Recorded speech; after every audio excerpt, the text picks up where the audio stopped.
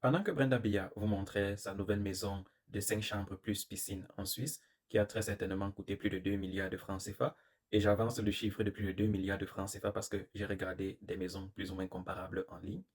Pendant que Brenda Bia vous montrait donc sa jolie maison de plus de 2 milliards de francs CFA, le Cameroun, lui, il était en train de se préparer à accueillir de l'aide alimentaire du Japon d'une valeur de 4,8 milliards de francs CFA. Vous voyez le contraste?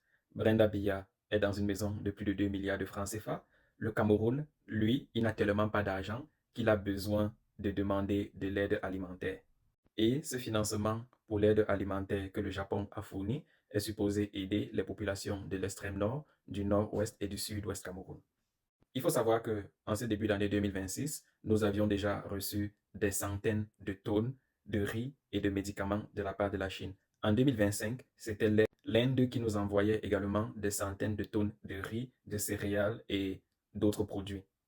Donc, il semblerait que nous soyons dans un pays qui n'ait pas les moyens de pouvoir s'occuper de ses propres sinistrés, mais dans ce même pays, on a la fille du président de la République qui vivait à l'hôtel Intercontinental à temps plein.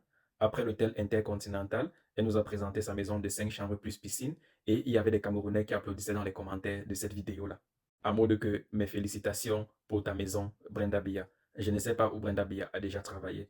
Peut-être que c'est sa carrière de rappeur qui lui a apporté cet argent-là. Je ne sais même plus si je dois dire rappeur ou rappeuse. Dans tous les cas, prenez un et laissez l'autre.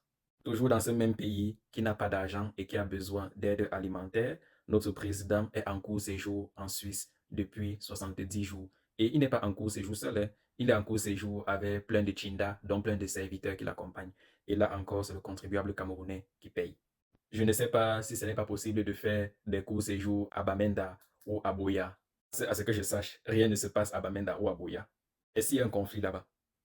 Il y a les chèvres qui vont venir ici dire qu'on ne parle que de choses négatives en ce qui concerne le Cameroun.